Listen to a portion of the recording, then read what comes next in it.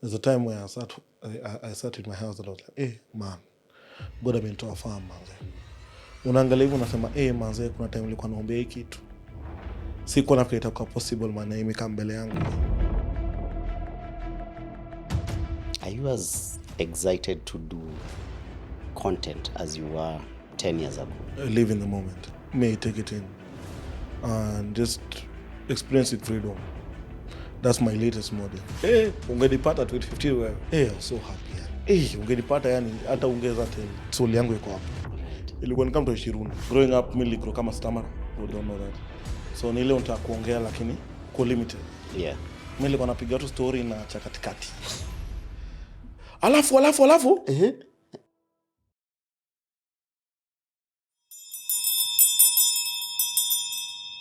CEOs, classmates, Mkofiti. Today is going to be a fun class. I'm excited about this one. And it's a very young man who's doing amazing things. And one of the reasons I keep bringing young people on this platform is because I recognize for a fact the world has changed. We're in this digital revolution era, and the younger generation understands it better.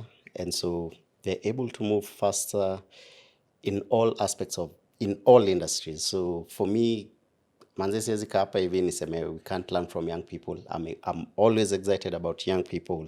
I will always bring young people on this platform so that we can learn from them about this new world.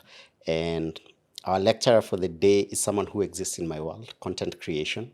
And so I can't wait to learn from him. As usual, we are filming at Longonot Place. Come check them out. Book your staycation. Waambie wakupe discounts za field director. Place moja amazing. Also, kauja watch cinema yetu Makosa ni Yangu on phillytv.com. Tutakuombea upatwe na kunguni kwa keja sijui something. Anyway, Mr. Julius, uko fiti man? Yeah. Tuanze kwanza kwa hiyo movie. Si ulifanya shughuli safi. Shukran man. We. Shukran manze. Nilienda kwa hiyo premium manze. Yes, you were there. Although hiyo siku kuna kwanga na umati. Man. You guys are really doing an amazing. Yani we nikasema yani ndio Kenya mtu wangu. Nikilizo movie yenye South Africa kiliuza movie, South Africa na kiliuza movie yenye. Yeah. As a refer to kama ya Kenya. Right. Number one. And yani feels really good kusikia hivyo. You guys we on a journey, so manze, and I love the way people have loved the film and interacted with the film. So it means one, tunatel very Kenyan, very authentic stories. True. Like ukiwatch unaweza tell yes. True. Ini yetu. Also. But still hatuja lose the quality and the entertainment factor. And the production was love it. Mtu yangu nilikuwa nianze hii interview na kusema I hope haita last 1 minute. But umeanzisha fiti. Sasa tumepiga karibu kwa 30 seconds. Manze, so tuko safe man. Uko fiti bro. Kabisa.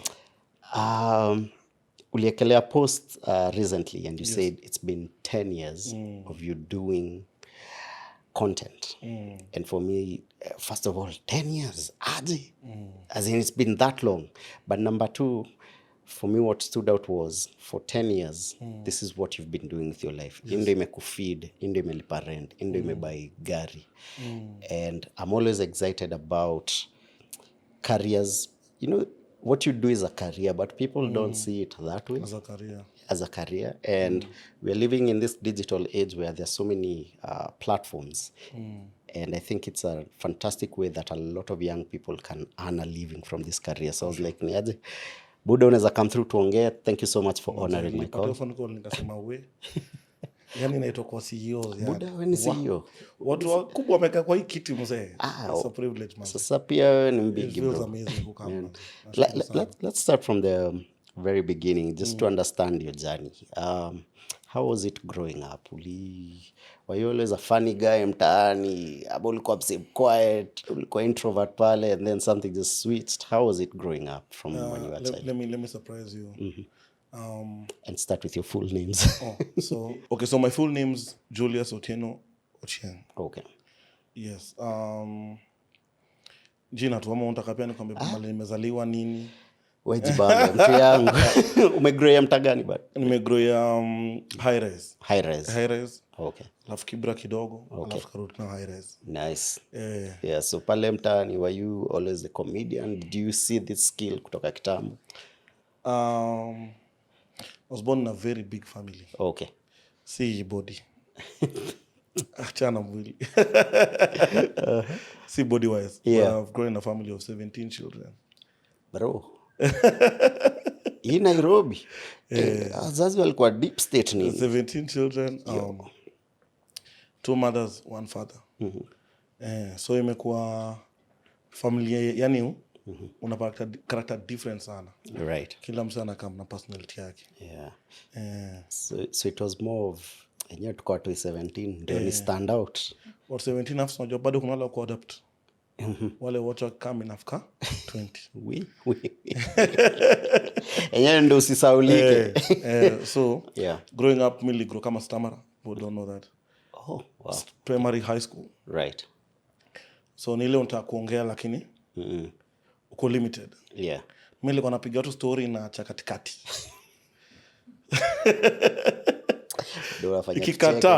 Ikikataa. Right. Hata kai kwa pick. Ikikataa mimi huyo unaishia. Out of nowhere tu nimenyamaza. Alafu. Silence. Ikikataa like subwana. So I've always had a lot of stories. Okay. To tell. Right. But sometimes you just keep it to yourself. So primary, high school, more of an introvert. Okay. But siya kujitakia.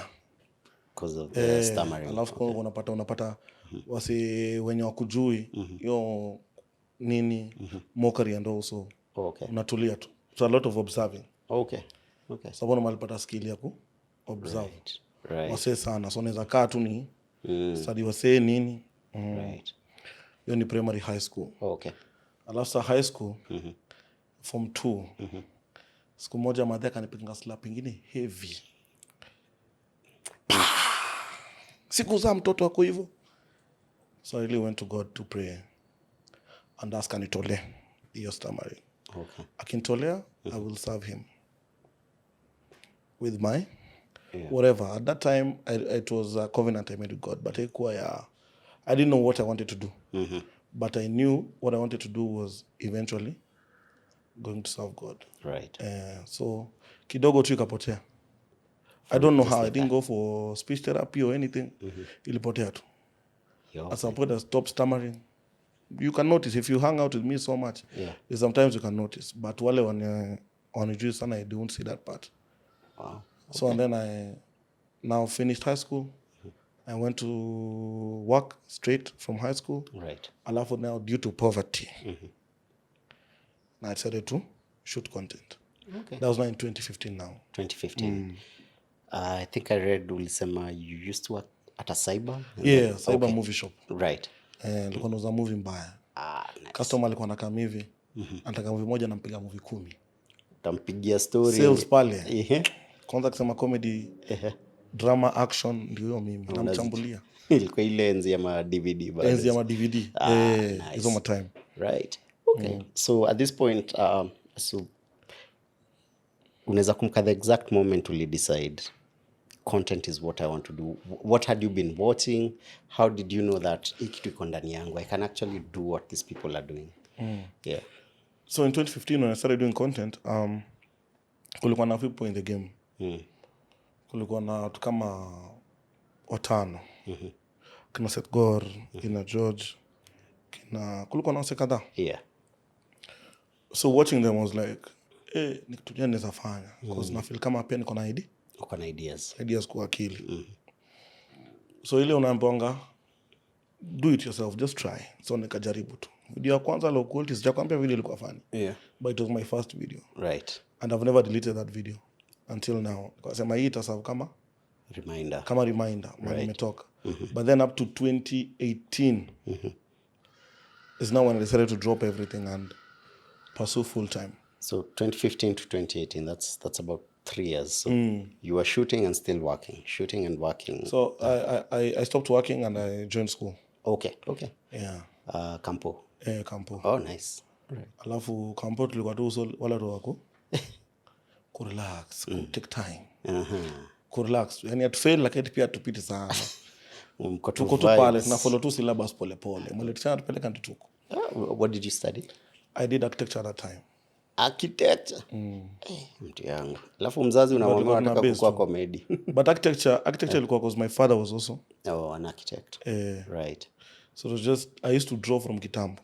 Okay. So I was just like, from high school even, I just knew I wanted to be an architect. Acting ilikuja tu kusurprise tu. Yeah. Because even in high school I never did drama, any of that. Okay. Mimi nilikuwa tu music, ndio funky. Unaelewa? When you patikane huko kwa funky. All high school I never did anything do with drama. Yeah. So now when I was in school, sasa nimeanza kufanya content nini. Yeah. But then people are telling you you're funny. But consistency nini. So it's like I just need to choose one thing to do. Right. So 2018 you made the decision. 2018.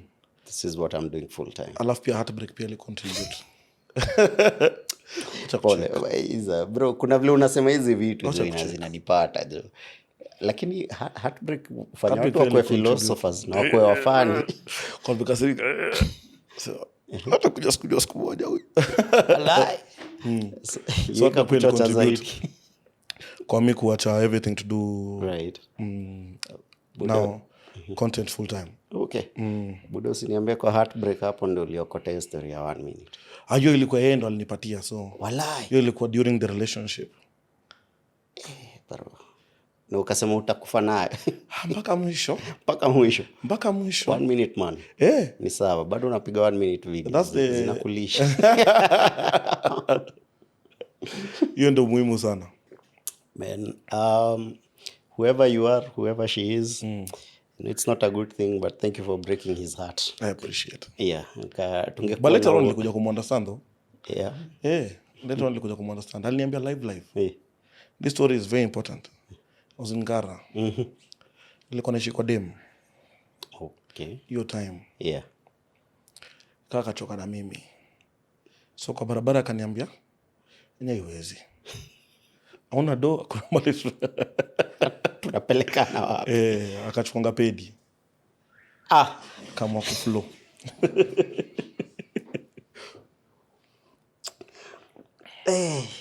It's very significant. No, it's that part is very weka note up. Weka star. Tumeka pin hapo hivyo. When Ngara. Yeah. Kwa barabara. Yes. And I was told. Yeah. Kwa barabara tu. Yeah. Haiwezi. Hauna do. Manze. Kuna mali tunapelekana. So yeah. Shule tu machozi. Kiingia chuo. Najanisha hiyo na hii mimi ya. After umekulwa heartbreak ukiwa katikati ya tao manzi unatembea uoni watu. Uoni macho zimejaa machozi. Uoni blurry vision. Yani heavy mbaya. So after that time I just dropped everything with the help of my brother. Okay. Mrangu mbigi. Ananiambia niaje wewe chagua sasa. Umefanya hiki kitu. Unataka tu kubalance. Kuna time hata alikuwa anajiita funny architect. Nikitry kubalance. Yeah. Control situation. So in case plan A, plan B. Yes. In case you fail nini. So nikatry kubalance. Bro kuja kaniambia amua kitu moja.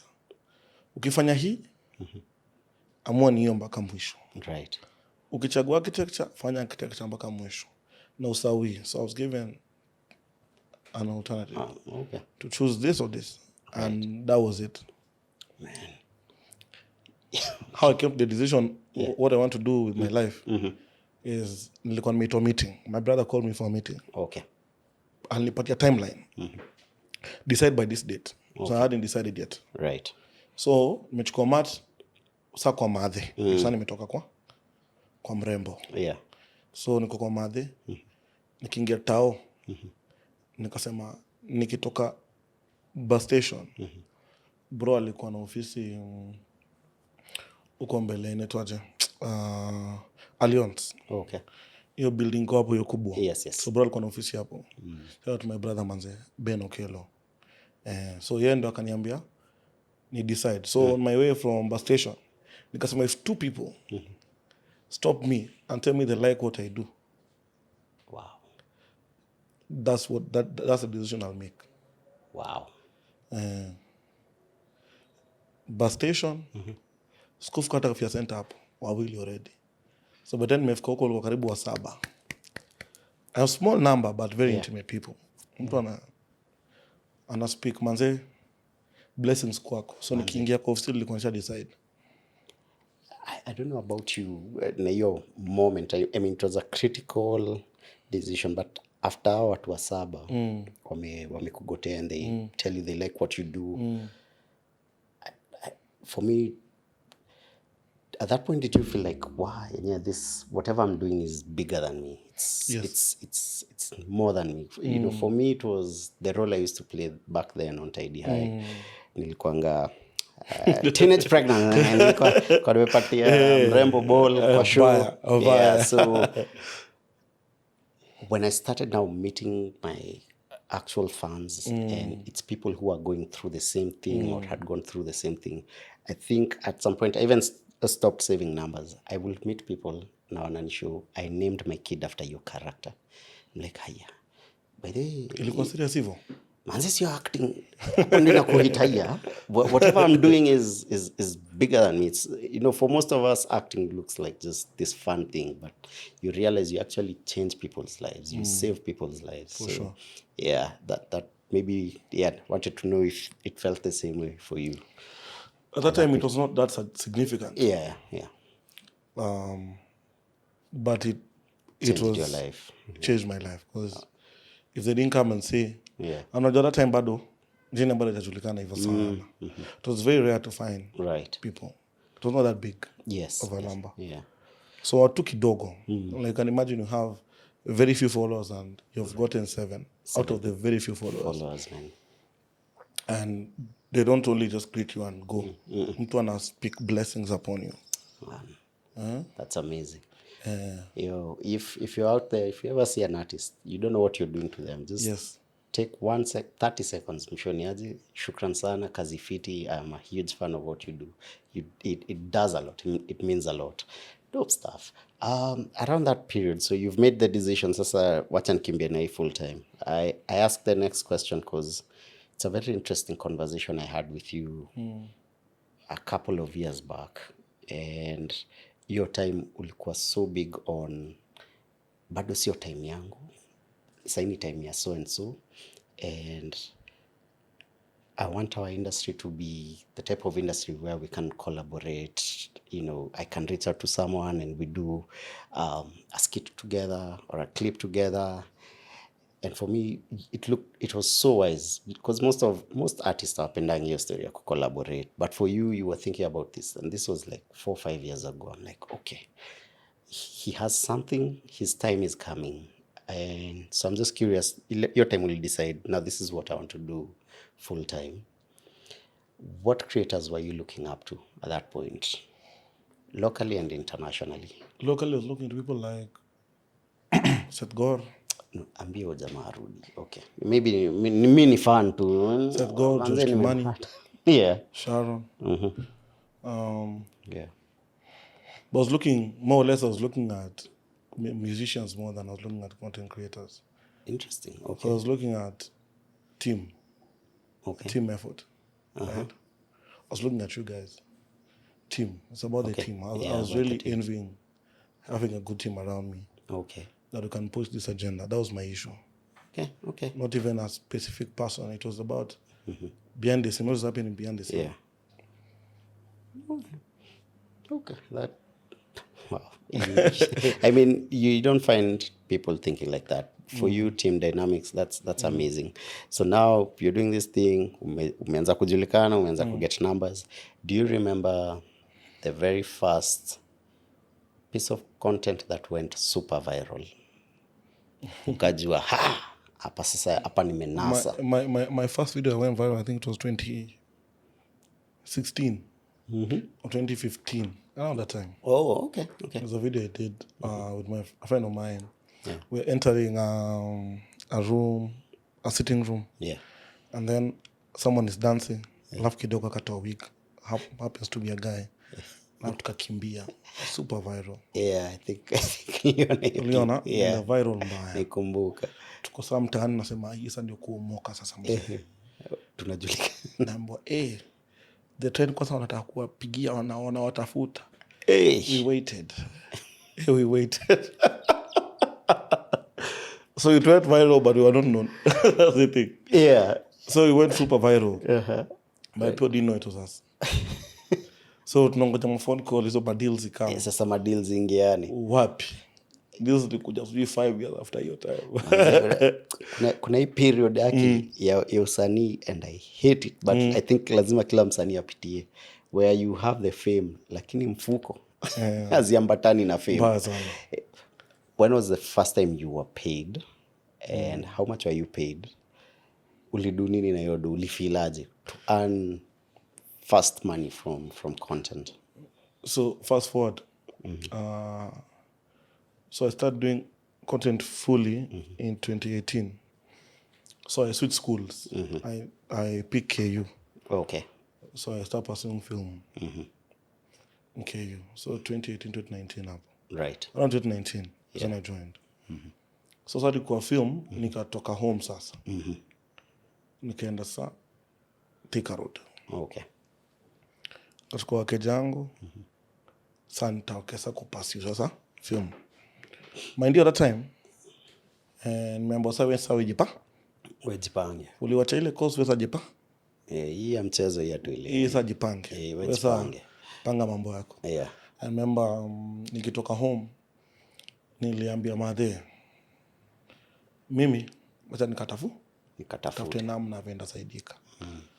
And then I took this basket ya nguo. Keka nguo hapo. I was given a bed by a friend of mine, at a legend. Legend gave me a bed. So what I bought was mattress. So nikabuy mattress, bed nikapatiwa, nikaweka nguo zangu kwa bucket.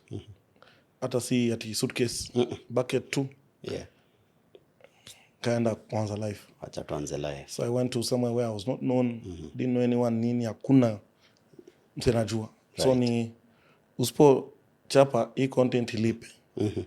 Utakula na utalipa rent na vitu kama hizo. Yeah. So now I threw myself in the deep end. At that time I was just following motivational speaker. Mtu anakuambia just jump, take the leap, just try. You don't know. Huko chini. Yeah. Kaparachute katatokea. So I was very big on motivational.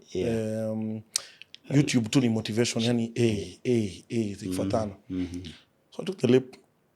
Kaingia kwa kakeja kadogo tu. Yeah. Keka kitanda nimepatiwa na boy wangu. Keka mattress kadogo tu kazuri. Tena ilikuwa 2.5 by 6 ile yenye ukitani hivi gone. Siko na nipata. Ukipata mgeni the only place anzalala ni juu yake. Hiyo hiyo ni strategy mbaya. Ndio mimi najua mimi nimekuwa mtu watu. So kiateka kanipatianga kiti yake 1-seater. Kaze na meza. Na gas. Living the best life, bro. I had a lot of fun in that house. Jupale sa ilikuwa sana vision. Nachora tu. Kwa kitanda hivi nasema mansion siku moja. TV. I used to tell my friends hapa ndeka TV. Right. Na boss space gani bro. Taka TV kwa ile wall ya choo. Haiwezi. So that was 2019. Right. And then Corona hit. So Corona hit sasa. Kuna majama wangu fulani. Kasema sasa hii Wakenya wamefosa kachini kupause. Kenyans are very fast. Yeah. Kenyans are very fast people. Even if you go to town, right. Kila mtu ako shughuli zake poa busy. You've been forced to pause. Ndio time ya Tuka agree. Yeah. Majama. Side to make it where you are time make it. Sasa ni kaende. Sasa kuna lockdown. These guys are my neighbors. So sasa ni content. Your kids are enjoying content full time. Content. Nakumbuka? Yeah. It was content full time. Yes. Me, every step of my life. So for me, every step of my life, I've always made it a responsibility of mine to just show where I am. the environment nini hakunanga shame. Yeah. So that also for me, I can just go back when I need motivation, just check where I'm from. Okay. So hivyo tukapiga content and then there was a time I trended on Twitter. So this guy's not being given a chance like the other ones. This guy also deserves to be. Yeah. So I trended for a while. Then upon trending now, I got my first gig. It was Superform mattress. Buda. Kwa hiyo 2.5. Kanipatia mattress. Kwanza kanipigia nataka mattress gani? 6x6. Keja gani bro? Itatosha 6x6. Pata mattress for free. 6x6. Tajua veta sort. 6x6 ikawa. I was being paid 100,000. Bro. But it was for how many videos? Well, I was supposed to do like 6 videos. So if you convert with one, but it was progress for me. And then it was also progress for the people who I was with. Yeah, for sure. It was one of those things. And me, I knew from the beginning that this is a chance I have. And the moment I deliver on this ad, they will continue coming. That's what I had in mind. So I really wanted to give it my all. So get a watu meeting, teaching, tupata opportunity finally. Moja tuchape hii, kuje jipe. Ikisha jipe as needs to come. Because clients also look at what have you done, who have you done with, how did you deliver, how the analytics looking like. So in 2021 is now when I say like content started paying me now, like nice. Wow. Because survive sasa, because now fully focused on having stress of how am I going to pay rent. Right. Now my side hustle. Amen. I'm interested. Your Superform ilikuwa anyway. Superform mattress. Yeah. The tagline was good in bed. Yes. Very ironical. Yeah. I think you're not a multi-trend news story. Very ironical. Jina yangu pale ilikuwa pale juu 1 minute man. Exactly. So ulijiposition too perfectly. Bro, alafu unajua hiyo story ya 1 minute alafu umeletewa mattress. Tulichapa mattress kwa 6x6 bro. Kwanza kwa best yangu ile atakwambia tulikuwa na hiyo time. Mavo atakwambia. Nika mattress kwa keja boy wangu. Kwa sababu keja yangu itatosha. Keja boy wangu huko. Tunashoot yanga huko. Nikimaliza nichukue mattress yangu polite. Tafute kitanda. Yo siyote balikuwa na shughuli wakati 1 month contract. Kuishi watu wengi kwa keja. Nilifunza venye kulala straight. So mimi standing hata kwa kitanda. Na dozingi tu one direction. Hiyo Superform ilipata wananchi. Na hata saa hii mpaka saa hii I'm still using the same mattress. Na mpaka saa hii bado nalanga side moja. Nitakokokona huko. Alafu unaanza kujuza. Lakini sasa kwa side moja tu hivi juu. Najonga hiyo space ya hiyo type ya hustle pali kuna msanii moja kwa hiyo kikosi sasa ndio vitu zimeanza kufunguka. So all the artists just congregate in one house. Naishi hapo na create art. But I don't know, for me it's even to date I still look for those moments. Even to date tukitaka ku create new concepts, whether it's a film or a show, nitatafuta to the writers, we just go away, look for an Airbnb somewhere. There's something magical about creatives just being together. Kuna ideas you hit mkiwa hapo hivyo, when you go back to the real world inakuwa tricky kupata concepts kaya hizo. That's for sure. Yo man, is there a moment you remember at that period, period ya Superform, vitu zimeanza kujipa that just stuck in your head, something like this was now your definition of I think imeanza kujipa, I think sasa we're on the right path. Do you remember that moment? Yangu mambo ilikuwa different. So opportunity ilikam. Opportunity ya doi kakam. Kwanza kuwa na magorozano na timu yangu. That always follows you wangatu inafuata. So tukaanza kusumbuana. Right. Alafu sana pia mimi personally, I'm that person who I like to create content when I'm good. Mentally. Yes. So tukaanza kusumbuana. So kazi ikashuka. Sasa niko tuna solo sasa. Umeelewa? Kazi kashuka nikakosa solo sasa. Yeah, ile mbogi yote ilihama sasa. So kazi ya 1 month nika stretch. I think I completed in probably like 3 months. Oh. Alafu unajua venye kampuni zinakuanga. They pay you after. Yeah. They pay you after. Yeah. So you can write a contract, you agree, and you on delivering is now when? Right. They pay you. Yeah. So kuna do lakini uko nayo. Clients, please. Tafadhali. Deposit too. Kadipo, alafu history ya 90 walking ama ni working days. 90. And the truth, kwa contract unajua signing tu tumeona amount Yes. Hiyo part ingine ya days za ku Right. doesn't concern you. Yeah. So that really wasn't like as I say, the stretching at that point, changing a different production. Yeah. They didn't get to see a lot of money from that.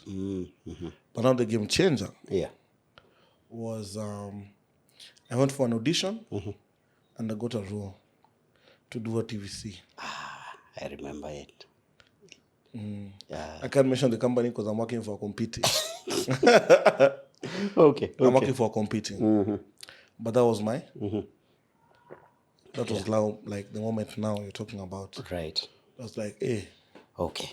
I'm on to something. Now I'm on to something. Yeah. Because I went for an audition. We were like, I think over 800 people. Oof. Crazy audition. Yeah. I didn't even... Funny thing about that audition is me, I went for the vibes. Kwa nimeenda pale ambao kuna audition, nimeenda pale. Yeah. Ni mwalai ni refu. Because you numbers do 500 and what. Sema, napiga story niende home. Yeah. Napiga story, kwa story, kupiga tu story hapo nini. Yeah. Mse mmoja akakuja akaniambia, manze, tebu toa kofia ni wewe kweli? Toa kofia. Katoa. Akaniambia, manze, napenda tunadu. Nadu kazi fiti. Alafu akaenda. Mimi nikamaliza story yangu nikaenda home. Hiyo siku napigiwa ni aje? Mimi casting director. Mimi ndo kuambia utoa kofia. So kuna audition kesho. Ile audition ilikuwa closed. But for some reason it leak. Watu wakaja sana. So kesho wesa kuna audition. So for an audition we like now like 400 people. Closed and 400. Tulikuwa watu wengi. But now they did like went for like 3-4 right auditions before you were chosen. Right. Or solely like you go so you have qualified kwa level ingine tena. Yes. Yeah. Hivyo. So now I got that role. So now where we shot is the most important part. Ndio nilikwambia umak. Hapo ndo tulishoot. Full circle moment. Hapo ndo tulishoot. So now namalipiga break pale. Na tuko hapa tuna shoot. Naambiwa nitoe shati nibaki na boxer because the shot I was done outside. Yeah. Kwa tab. Nambo nioge. Kwa hiyo katab naipiga na psych.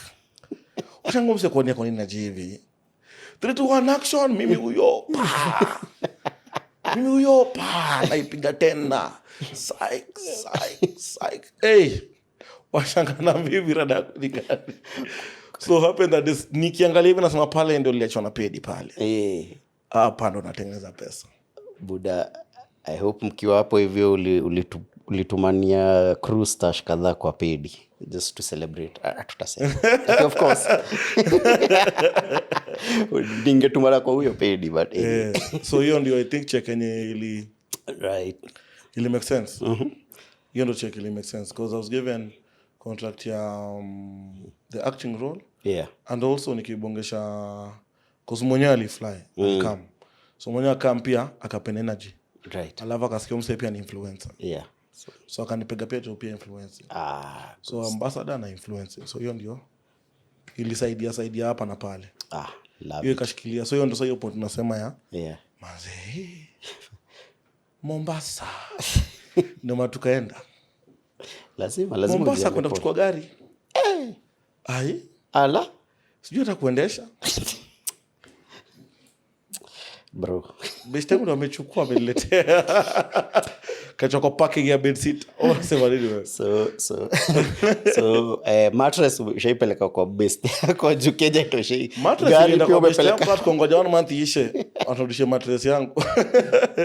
gari pia umepeleka kitanda. kwa best yako juu hauna parking, hujui kudrive. Gari lika kwa parking hapo chini, nilikuwa naenda kuiangalia. Nione tu vile inasema yani. I love it. Yo, kuna kitu mention after the first contract with the mattress and so challenge will get with the team and then you were done with the contract but you didn't really make anything. At this point, do you now start seeing this as a business? Do you start now seeing by the way, kwa kila do ina come, I need to set aside ya crew, I need to set aside ya kuinvest maybe in equipment or whatever. At this point umeanza kuget hizo thoughts ama bado? That's the business side of things now. By your time nimeanza kushughulika sana na equipment. Yeah. Na equipment na najua hiyo sanii ni yenye hujui kama response itakuwaje. True. So you can get a job maybe for 1 month, alafu after hapo 5 months rada. So it teaches you discipline of how we can make this money work. So as much as it is 100,000, you don't know when the 100,000 is coming next. Yeah. So lazima so upange hii crew. Yeah. Na in case 5 months. Na zote zitoshe hapo hivi. Zote zitoshe hapo. Yeah. So ikaanza kufunza discipline. Na pia ku reinvest back in terms of quality because ishaanza ku make sense. Unaona? So client akikaa kuna quality sasa hiyo hizi patia. Yeah. Sasa ni bargaining power. Niaje quality. Unajua quality very different. Scripting rada. Yeah. Umesikia video yenye imefikiriwa sana. Yeah. So those things that made the first contract go through. We start not double down on. Right. Yeah. What about the creative process? So now it's 10 years. Has your creative process changed from when you started? Nime evolve aje, ime change aje? If I come to you with a brief or say idea ikikuhit. Before probably kulikuwa tuna hiyo psyche ya wacha niruke ni shoot yende nitaenda. For sure. How is that process right now? So you come na brief. Say now there's a team. Right? Okay. Yeah. Because I also discovered that you can't come up with everything.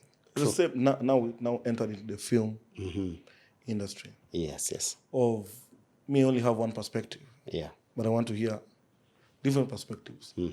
So what we do is me I come up with an idea. That's a skeleton. Yeah. People now need to watu wanafaa kuongeza nyama. Exactly. So I want to hear your perspective. So I get like 3-4 people to build. Okay. Tunakaa tu chini. Vile umesema tu Airbnb mnakaa chini. Idea ni aje kuna client amekaa mna. Yeah. Hii job nataka video 2. To come up na script. The same thing. And then I also learned a lot from working for you. Kole wajui ya nilifanya kazi. Yeah, me I was there big on learning. And I love that he approached me and he was like, I want to write. I don't care if I'll be paid or not. I just want to learn how to script. Yes. And he scripted for a show of ours. I think we did about 52 episodes. A show called Hula Balu Estate. And for you were really there just to learn how to structure scripts. To structure script. Team. The team, working with a team. Yeah. Team is the most important part of me. I've always wanted to have a team. Right. I hope the experience really changed your thinking on how you script. Massively. Pressure, nini. Mlikuwa na pressure? Pressure, nini, timelines. Pushing yourself. Because I used to natoa idea mpaka sina feel hii ni moto. Hii feel atanipigia mse. Aniambia, wewe ni genius. Wapi? Natuma hivi. Niambia boss, kuna mali yao nataka correct. Change hapa. Alafu na feel kama tebu fikiria tena idea. So also pushing me to the limit. Yeah. Of that's the idea you have. Tebu rethink. Okay. Tebu rethink. Right. I told you even in the beginning. Yeah. Before we entered on set, I told you there's wise words you told me kwa ofisi pale juu. You even drew for me a graph. Goddamn. Of how twist. Twist. Yes. weka huo mtu aingie tena kwa ingine Kwa na ukiniambia kwa yeah, the arc of tension. yes Yes, when you're writing a script. when Yes. you feel like umse inda kuchomeka wapi tena even worse and I really took that in so ikakuwa kutoka hapo sasa niko na structure. Right. Never even talked about what comedy means. Like books, Yeah. gave me recommendations of books. Right. I should go and read because it's not like when in funny too. There's a science to it. Yeah. So I really took time and Okay. now did my research on that Right. because I wanted to establish a blueprint for myself. What works? Yeah. Twists, nini. How do you get the genius out? Nini. Tuka hizo mingi sana. I feel like a proud teacher. I'm a proud teacher. you did a good job. Man, thanks. Curious because I think kwa hii session that I could reflect my life through you. At this point, are you as excited to do content as you were 10 years ago? No. I don't feel like ungenipata 2015 wewe na maskykripo kwa nimejenga demu yangu hiyo time mimi nakwambia nilikuwa naishi kwake nilikuwa nampiga ma dreams ni aje Buda alichoka nazo but nilikuwa nampiga na ma dreams siku moja mimi nakwambia siku moja that time I feel like there was real excitement. Yeah. And even now when I see other content creators, young ones I feed from that excitement. Yeah. Now for me it is about now the other side of what it does to people and what it does for me. That gives me the excitement. And I hate capitalism because it kills some level of, I don't know, childlike love that we have for the skill, for the passion. Yes. Juu sahi kama tu wewe sahi ukinitumia brief manzi nafikiria vitu kaa 50. I even kill the joy out of the concept because okay, I see the concept, it's beautiful. So how do I figure out how do I make the money to pay for this content? How do I sell it? I feel like it takes out the joy out of the creative process. For sure. Yeah, so I'm just wondering if that's where you're at. I find joy in different things now. I find joy in acting with people. Na sio script yako na sio production yako. Like niite tu kama msanii. Mimi naweza nataka kae chini uliza. Alafanyaga hivyo. Mbona nakaa chini na unatu wasi act? Yeah. These days I don't even, it's very hard for me to schedule a shoot. Rada mko wapi? Wacha nikam nicheki. So na kama I just see what people do. I try here and there direct. Right. Maybe just tweak scripting nini. Yeah. I'll have to also just take a lot of joy in acting with other people who are also passionate about content. Nicheke kwa set ni karibu 20. Man, it's the same.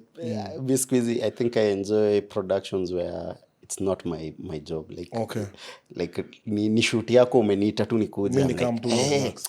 Juu hapo sina pressure. Hizi zangu lazima kuna pressure ya client. Ndio inatoka wapi nini. For sure. Yeah, man, that's amazing. I feel we're in this digital world where personal brands is the way to go. For sure.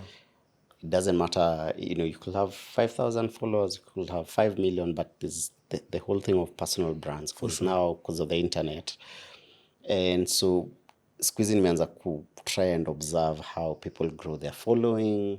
How do you feel your following has evolved? Has it changed? So I'm curious, the first time you started interacting with your audience, when you were doing the Vines, that's 10 years ago, and right now, una feel like your core audience imechange, imeshift? Do you feel umeget wase audience hata uko una imagine unaweza reach and now they're part of your fan base? Sijukai ushaika down ku analyze the following. Mostly I've grown with my followers. Napata mtu ananiambia mimi ni follow from 2015. Wow. That's amazing. 2015 to 2016. Yeah. Because mine has been gradual. That's what people need to understand. Like, the time it will take you is not the time to take other people to reach where they want to reach. That's true. Right? That's true. So for me, it has been gradual. Ever since. Yeah. And that's just the way me I've learned to deal with it and just appreciate the fact that it's gradual. Mi hakuna siku utasikia ati video linda viral nikapata nimegrow. Gradual. So people who follow me, mtu mwenye yenyewe umeuza sera. Ameona video ya kwanza, ya pili, tatu, and you chani follow mjama. Yeah. So I've always had an intimate audience. Audience, yeah. Yes. Okay. And people who they draw some relating. Get. Yeah, yeah. They've related to me to some degree. Right? Because I can find people, mtu wako kwa Range Rover, latest model. Yeah. Anakwambia manze bro unanijenganga. Unashindwa wewe na content yangu umetoa wapi? Yeah. Allow security huko chini ataniambia ni aje bro unanijenganga. Yeah. Nitapata msa construction unanijenganga mbaya. Pate mwalimu unijenga. Yeah. Naelewa. So it's just been gradual. Yeah, it's been gradual. Gradual, but mi usemanga mi utakubamba watu wenye tuko nao hapa. Okay. I learned that from a long time ago. Kati kwa watu watano hivi. Yeah. Si tujibambe. Atujali about wale millions wako huko. Si watano tujibambe. I met a guy one time akaniambia people who know you. That's enough. Wala watu wenye nakujua tu hao. Yeah. Yeah, that's I don't know what you bring to the table. Yeah. Na ni hivyo to intimate number of people. So mimi nimegrow with my fans. I meet people 5 years you've been watching because I also grow. Content yangu when I was living in Abesta, I used to do bedsitter content. Yeah. So me speak on Maleniko. Yeah. And what I'm experiencing and what I'm observing. Yeah. So siku yenye napata pia familia nitaingia tu kwa family content. Nita grow tu hivyo. Man, amazing. What does the next 10 years look like? I mean, you've done this for 10 years. The next 10 years, social media in place moja dynamic, vitu change kila siku. That's for sure. So how do you prep yourself for that? The next 10 years, inakaje for your world, for content creation? For me, I'd say one, I'm looking to open an agency. Okay. Interesting. For content creators. Yeah. Because many a times I'd enter a room, an agency, and I feel like they don't really understand what us content creators go through. Kimwambia mtu kuna creative block nini. Yeah. Even the bargaining. So that's for me. Okay. 10 years from now, inshallah. Yeah, for sure. Just making sure that also wala wasanii wanatufuata, they have money in their pockets and they can be able to continue in the industry. Right. Also film. I've also wanted to do film. Actually, that was my next question. One of my very big mentors. Sinakwambia liona makosa yangu, I was blown away. I was like, hey, man, one day I'd like to also tell a Kenyan story. Hii mwaka I'm also doing something. Oh, okay. Nice. Just celebrate my 10 years. Okay. I love it. I'm seeing a lot of content creators also starting to do live shows. Yes. Ama utaki kutuambia nini unapanga. Ni sawa. Inakam. Yeah. And I think for me it's an interesting trajectory. It's one thing to have, vile umesema, millions of followers online. Yes. But are your followers actually willing to pay to come watch you live, and then from there are they willing to spend money on me? That it changes the dynamics. For sure. Yeah, even for you as a brand now, you become more what's the word, with clients you become more thought leader in that space, for example. And so wanajua umse alidu show na kapata wase 1,000 then he converts and the conversation changes. For sure. Yeah. For so sure. Natiki, a lot of content creators, that's the direction they're taking. Yeah. So for you, even long format content, vile umesema, films. Long format content. People come and just laugh together. I feel like it is magical when you see that. Kama for you, I know kwenda kuna watu wakipremia, yani you see people reacting the same time. Unajua social media is just numbers. That's true. You just see 1 million views and you just assume ni kidogo. Yeah. Until you see last time you had 6,000 people. Yeah, 6,000 people. You visit 6,000 people laughing at the same time. Yeah. And reacting the way you wanted them to react is magical. So that's what I want to go for. all the best. Tuko hapa I hope hivi utakuja Cherry. kunisupport. Ati I hope tutakuwa utakuja hapa. kunisupport. Tutakuwa na buda ni payroll. Nipeleke na rada. Mimi ni actor pia jo. Ni payroll. Nikupatie karuka moja. You know why I asked about the audience na vile umegrow so a lot of the content I do for online imekuwa this very serious format business content. So nimechiki following yangu kuna wase walinijuanga as an actor or in the industry and now so I've seen my following shift. I'm like, haya guys, mimi ni msanii bado. Wacha. Yako sasa ni watu serious. Manzi. I mean, it's a good thing. From back then mpaka sasa yani, have you grown with the audience as well? I think Ama kuna niliwacha nyuma. Kuna kitu inaitwa uzee. Nimediscover. So it's very interesting. Sikizi kuna mse nita meet ananijua kama Melvin, which was my character on Tahidi Citizen. Kuna mse ananijua ka field director. And then say kuna watu wanaanza kuniita CEO. Hey, you've taken so many capes. Ati umevaa kofia mingi bana. Sasa so kuna wase kwanza TikTok naonanga wako wow, umse sijui ametokea wapi jo, anadu content fiti. Wase wako umse alianza kudu content 20 years ago. Wapi? Like hata wajui kitu kama hiyo. Wase wajui mali ulitoka. Wajui. Wala. So it's a very interesting journey. Yeah. Yeah, but tumepiga story mpaka my thought process imeenda. Hata imagine nionekane itarudi.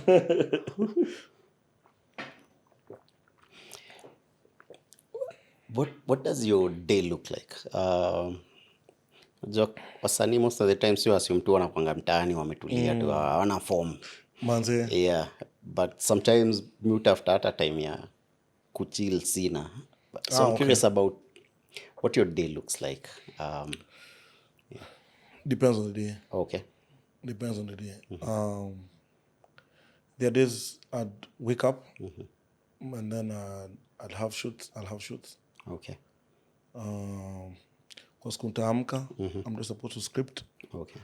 Kuna siku nitaamka, I'm supposed to do reports, invoices. Right. Then days I'll wake up and I have to look for motivation. There are days I'll wake up, I have to direct. Right. Days I'll wake up, I have to edit. Depends on the day. Depends on the day. Okay. Do you still have your team? Nimesikia tu kwa hiyo I changed my team. Okay. So tukiwachana hiyo team ya kwanza nikapata team nyingine. All right. We wanted to do the same thing. Okay. So Austin, OBNG, right. Ivano, wote tulikuwa under one umbrella. Okay.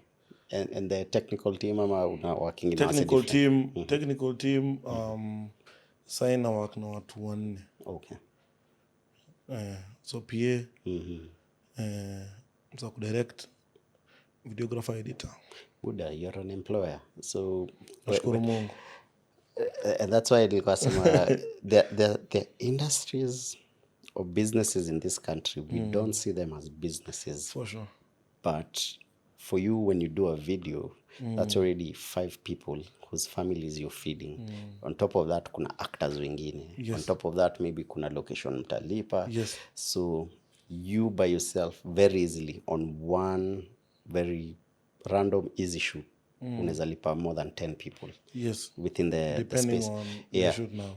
And believe it or not, that is the majority of businesses in Kenya and the impact. So when I talk to a gentleman like yours, nataka waseone, bro, there are very many industries you'd never think of, but they are feeding families, they're doing amazing things. Hata tukianza, if you get an opportunity to do maybe a job for a client, wakishatuma brief, ipatuane kwa scriptwriters. Yeah. Or develop. Mimi nitakuwa tu pale. Labda kuguide.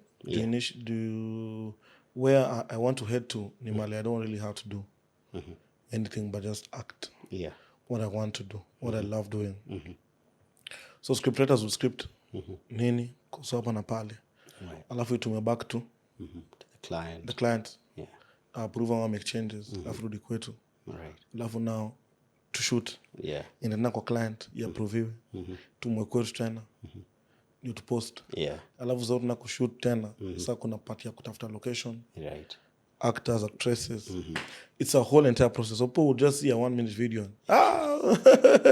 Wanateka swipe Mtu ajue video client alirudisha mara 3 au mara 4. manzi hawajui hiyo video process ya kumake hiyo video imekuwa several months. Yes. Yeah, from vile get brief kusumbuana contracts, scripts, Kila the shooting. kila kitu. Yeah, man. Yeah, I don't know why and I don't know how many things we need to do to prove to Kenyans that this is actually work. Yes. And ni ngumu sana. Na kuna time mtu choka yani hata. Yes. What do you do when you get tired? What do I do when I get tired? Do you even have the luxury of getting tired? Nilikuwa naenda kukuuliza hiyo swali. But bro, so for us, because we came up with TV, old school TV. Old school TV, what it teaches you is kama saa moja 7 p.m. ni news inafaa kuenda hewani. Hiyo news ina happen. Bro, whether the news anchor is there or not. 7 p.m.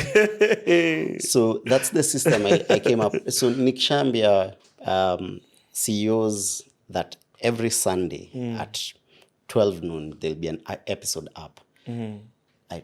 Whatever excuses, sina excuse naweza wapea.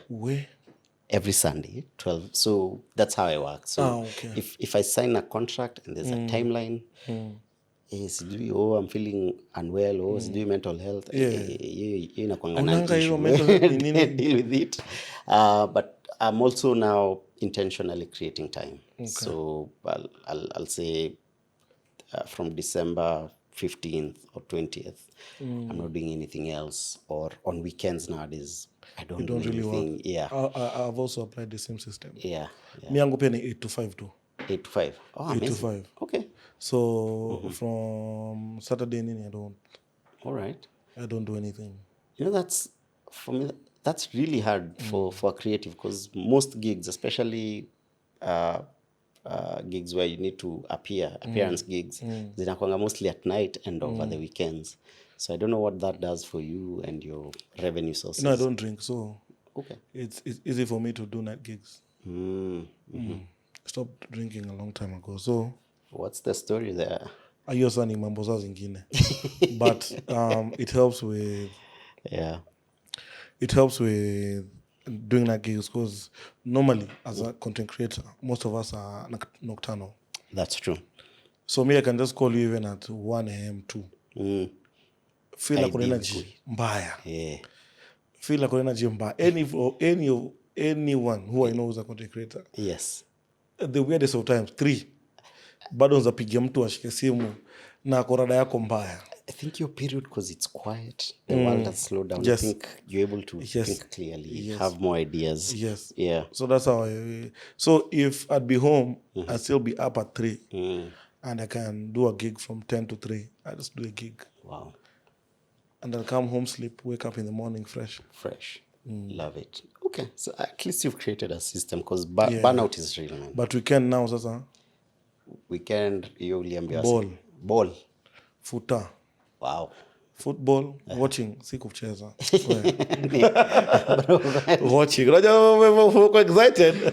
Uko excited sana nikana cheza. Even watching, I watch and I play pool. Okay. So those two. Weekend, that's me during the weekend. That's you during the weekend. Wow. No, that it's juzi tu tulikuwa tunadiscuss na some of my friends. Zamani tulikuwa tunapenda ball, tutaenda kuwatch ball. Siku hizi, if you get a free day, you just want to stay in the house and do nothing. I keep wondering, what is this part of us that we are losing? This doing fun things. Yeah, we really do fun things. Mambo ni mingi ba.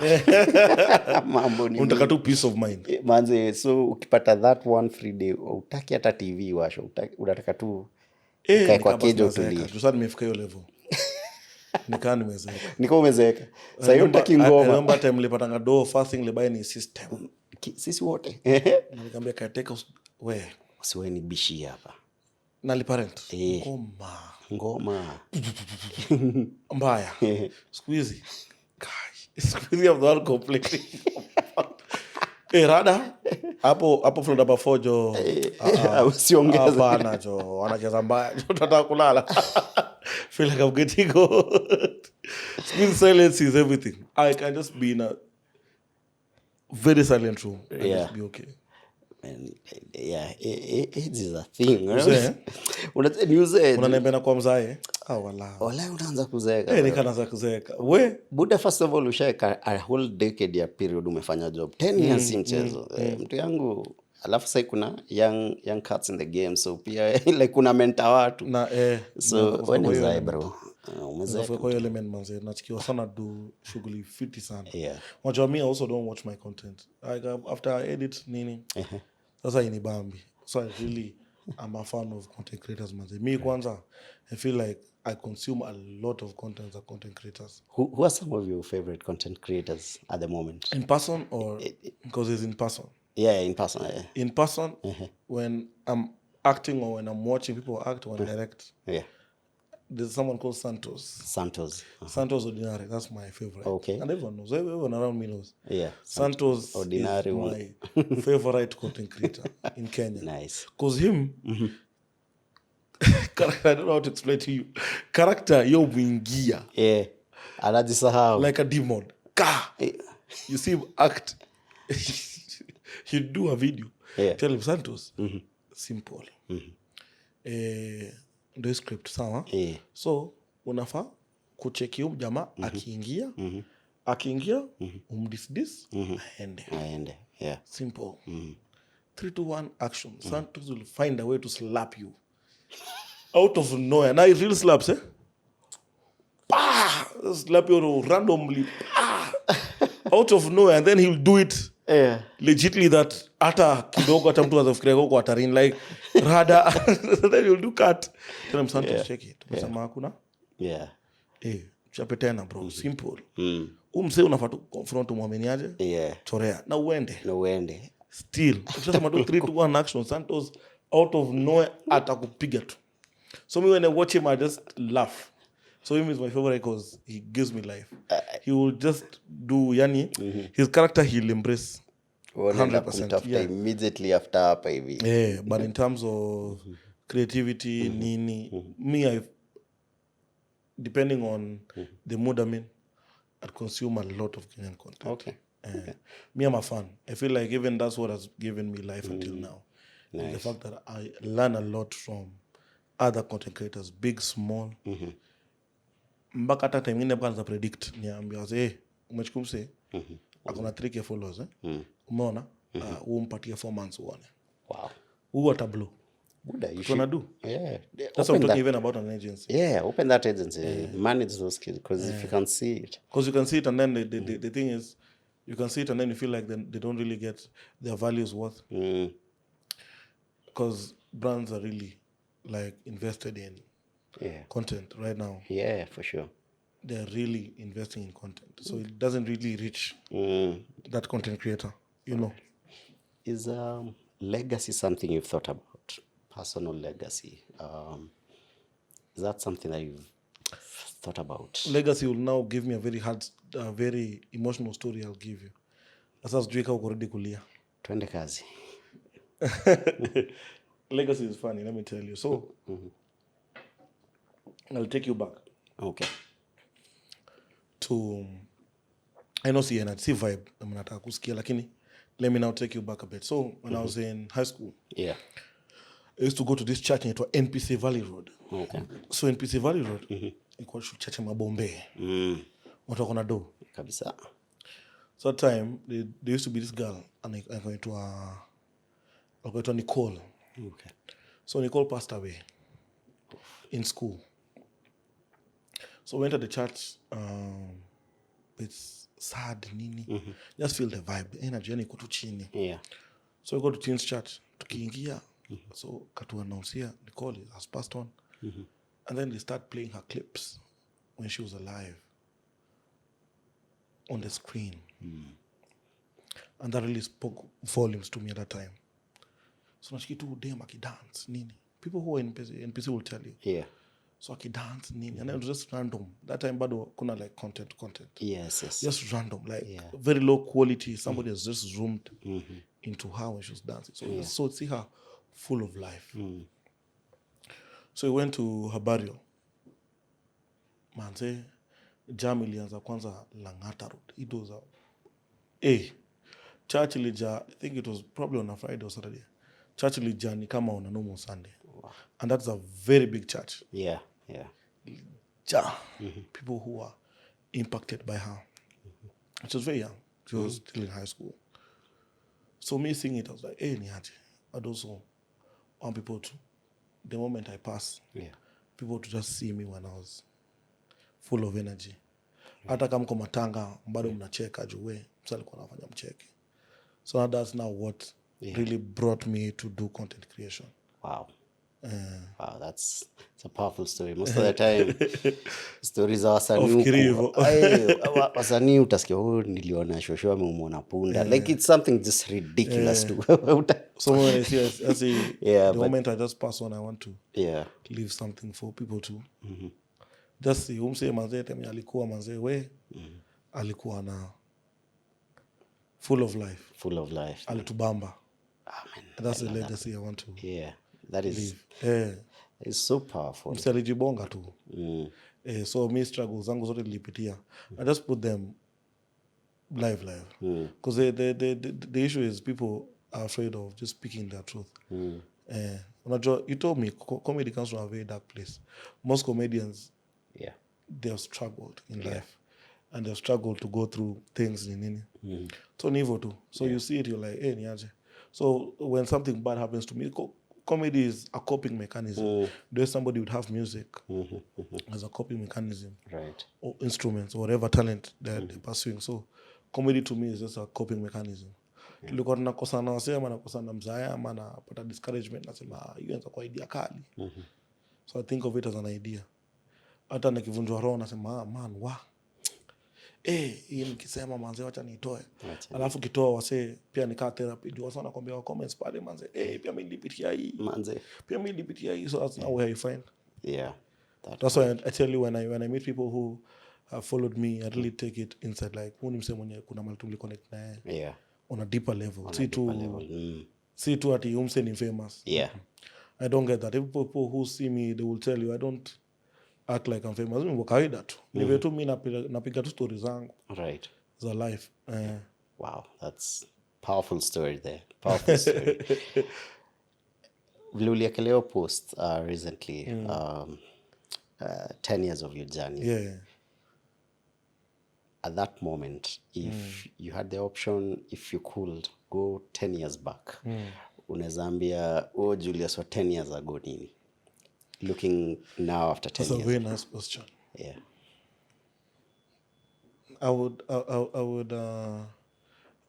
would tell Julius 10 years ago, when I was 20 years. Itakuwa tu poa. Itakuwa tu fiti.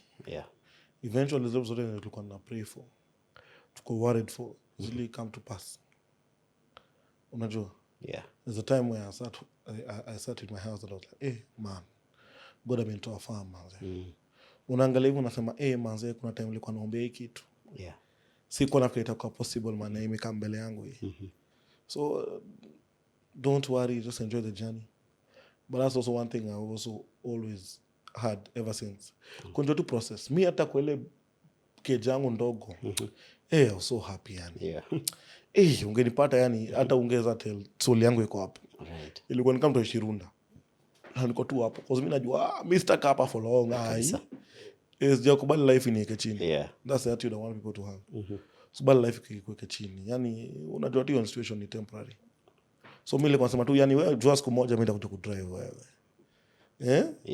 I'll be na matatu siku moja hapa Utaingia kwa bike yangu. Bike was my first thing I bought. A bicycle. Right. Kutembea na bike mtaa. So happy siku moja itakuwa gari.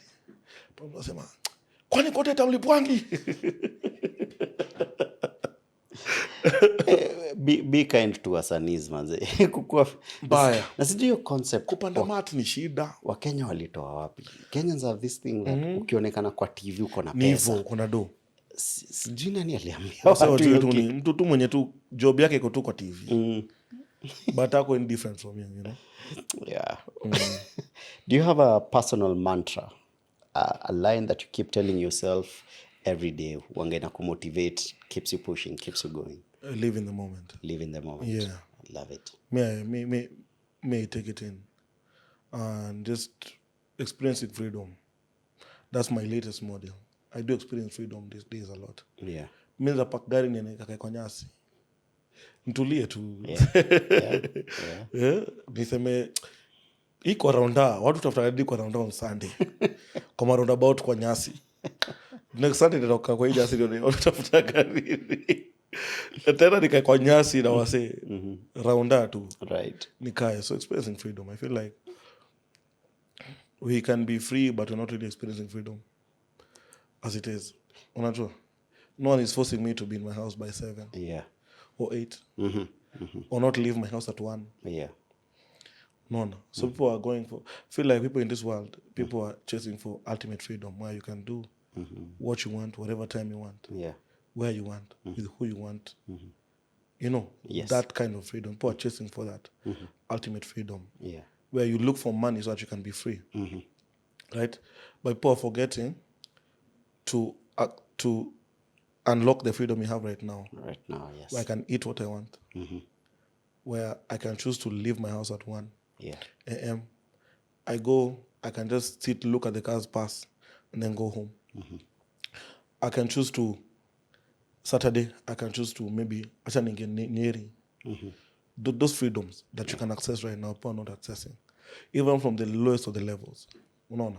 Means amwa leo, nasikia tu kula githeri. Ende kula tu githeri. Yeah. Unaona? So these days, my mantra is just be free. Yeah. Just Be free, unlock live that in the freedom moment. that you have right now. That has been one of my many mantras the last I think maybe 2 or 3 years. Live in the moment. What you're saying is so true. Like, most of the time, uko na stress, you're rushing to get something. Yes. You're working so hard. You're not even giving yourself breaks to achieve something. And then baadaye you look back and you're like, by the way, that period I was happy. I was okay. Mbona nilikuwa na feel nikaa niko na stress? Appreciate the person who's next to you as well. Yeah. For them just existing.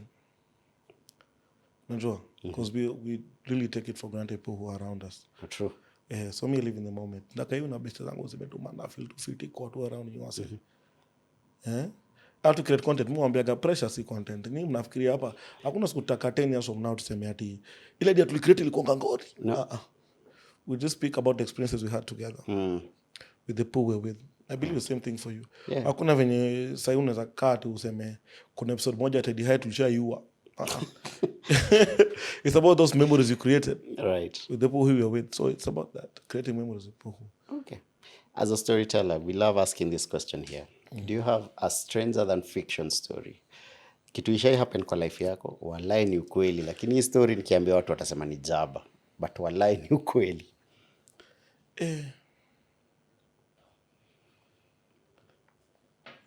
My first advert. Niligongesha gari. Like during the shoot. Hauko unajua kudrive, but umepewa role ya kudrive hama. Me I auditioned for it was my second advert actually. Okay. My second advert. Yeah. Nika audition for supporting. Nikapatiwa main. Nikauzokana jua kudrive. Of course. After nishasa in contract. Wezi kata. Kama kujituma. Mambo ilichemuka. Mambo ilichemuka mbaya. That's the point I felt like dunia tu isimame tu yani. Nishuke tu. Nishuke tu. Wewe niko sure producer kwa kuongelesha. Ile hasara umempeleka hapo. Mbaya. What? But what? Made for a good story. Yeah, man. It's a good story. Now I can imagine then live in the moment. I think that's a very powerful line. And na feel wasa I'm on a different side of you from what we're used to online, which for me is always the goal, because for you to achieve the success that you've achieved, it comes from character. And I feel like character comes from pain. And pain is just, what we go through in life, right from childhood to now. And this is just two other content creators that you're seeing the glory right now, but at least sahii wamesikia the story behind the glory. And yeah, that for me is just amazing. Your last words to upcoming content creators? Let's try. Yeah. Try. Haina story ingine. Try. Hiyo story ya kuongoja ati kamera sijui ati siku moja ndapata sound camera lighting nini. Try. Whatever you have pali uko we anza tu. Haina story mingi, we anza tu. Alafu enjoy the journey. Yeah. Inafika point ukishajipa enough. Itakuja tu kujipa. Haina story mingi. Tell your story and just try. Amazing. I think that's a good place to end it up. Thank you so much for honoring our invite. Thank you for having me. It's a privilege mazajoka kwa hiki tenye mabosi wamekaa. Najua manze amekuwa na pressure before afike hapa hivi. Yeah, amekuwa. But he said and he committed that he's coming, and we still, it's late now, but thank you so much for coming through despite having a very rough day. Nashukuru sana, I don't take it for granted. Classmates, I hope you've really learned something. Like I told you, we're learning from the younger generation. They're teaching us how things are done. For us, it's taken 20 plus years maybe to achieve what we achieved. For them, it's 10 years. They've done it in half the time. So if you can learn and, tuongeze to your rate, we get to where we want to go, man. For me, I love achieved. We're still filming at Longonot Place. Come check them out. Book your staycation. Place moja amazing sana. Also, don't forget, go on phillytv.com. Buy our films. Support art. It supports a lot of lives. Thank you so much. And until next time.